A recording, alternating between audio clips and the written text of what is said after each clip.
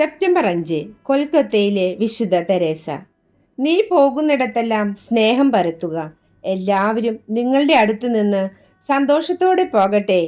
കൊൽക്കത്ത തിരിവുകളിൽ പ്രവൃത്തിയിലൂടെ കാണിച്ചു തന്ന ഒരമ്മ. മറ്റുള്ളവർക്ക് വേണ്ടി ജീവിക്കാത്ത ജീവിതം ഒരു ജീവിതമല്ല എന്ന് പറഞ്ഞ് സേവനമായി, സ്നേഹമായി ലോകത്തിൻ്റെ നാനാഭാഗങ്ങളിലേക്കും പരന്നൊഴുകിയ സ്നേഹം. വിശുദ്ധ മദർ തെരേസ 1910 ഓഗസ്റ്റ് 26 യുഗോസ്ലാവിയയിലെ സ്കോപ്ജെ പട്ടണത്തിലാണ് ഗോൺസ ആഗ്നസ് എന്ന വിശുദ്ധ മദർ തെരേസ ജനിച്ചത്. മദറിന് 8 വയസ്സായപ്പോൾ പിതാവ് മരിച്ചു. സാമ്പത്തിക ക്ലേശത്തിലായ കുടുംബം തുന്നൽ ജോലികൾ ചെയ്താണ് അമ്മ കൊണ്ടുപോയത്. ആഗ്നസിനെ മദർ തെരേസയാക്കി രൂപാന്തരപ്പെടുത്തിയതിൽ ഈ അമ്മയുടെ സഹനങ്ങൾക്ക് വലിയ പങ്കുണ്ടായിരുന്നു. 18-ാം വയസ്സിൽ മിഷണറിയാകുവാനുള്ള അതിയായ താല്പര്യമാണ് ആഗ്നസിനെ വീട് വിട്ടിറങ്ങാൻ പ്രേരിപ്പിച്ചത്. 1928 സെപ്റ്റംബറിൽ അയർലൻഡിലെ സിസ്റ്റേഴ്സ് ലോബ്രിറ്റോ എന്ന സന്യാസിനി സമൂഹത്തിൽ ചേർന്ന് മദർ വ്രതവാഗ്ദാനം നടത്തി സിസ്റ്റർ മേരി തെരേസ എന്ന പേര് സ്വീകരിച്ചു. 1937 മെയ് 14 കൊൽക്കത്തയിൽ വെച്ച് നിത്യവ്രതം സ്വീകരിച്ചു.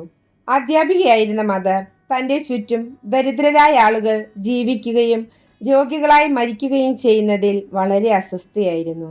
1950 ഒക്ടോബർ 7 കൊൽക്കത്ത രൂപതയ്ക്ക് കീഴിൽ മിഷണറീസ് ഓഫ് ചാരിറ്റി എന്ന സന്യാസിനി സഭ മദർ ആരംഭിച്ചു. ആരാലും അറിയപ്പെടാത്ത ചീഞ്ഞു നാറിയ ജീവിതങ്ങളെ തേടി മദർ തെരേസയും മിഷണറീസ് ഓഫ് ചാരിറ്റിയിലെ കന്യാസ്ത്രീകളും കൊൽക്കത്ത തെരുവുകളിലൂടെയും ചേരികളിലൂടെയും സഞ്ചരിച്ചു. തങ്ങളുടെ മുന്നിൽ ദൈവത്തിൻ്റെ മാലാഖമാർ വെള്ളസാരി ഉടുത്ത് നിൽക്കുന്നത് അനാഥരും ദരിദ്രരും കുഷ്ഠരോഗികളും നേരിൽ കണ്ടു. ആ സ്നേഹത്തിൻ്റെ സേവന പ്രവൃത്തികൾ കണ്ട ലോകം അമ്പരന്നു പോയി. മനുഷ്യർക്ക് മനുഷ്യരെ ഇത്തരത്തിൽ സ്നേഹിക്കാൻ കഴിയുമോ എന്നെല്ലാവരും ആശ്ചര്യപ്പെട്ടു. ആർക്കും ചെയ്യാൻ അറപ്പുളവാക്കുന്ന കാരുണ്യ പ്രവർത്തികൾ മദറും സംഘവും ചെയ്യുന്നത് കണ്ട് ധാരാളം ആളുകൾ അതിനോട് അനുകൂലിച്ചു.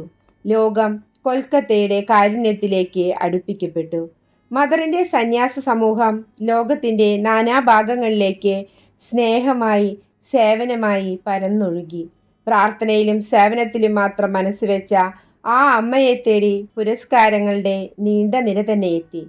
1962 ജനുവരി 26 മദറിനെ പത്മശ്രീ നൽകി ഭാരതം ആദരിച്ചു. ആ വർഷം തന്നെ മാഗ്സസെ അവാർഡും 1972 നെഹ്റു അവാർഡും മദറിന് ലഭിച്ചു.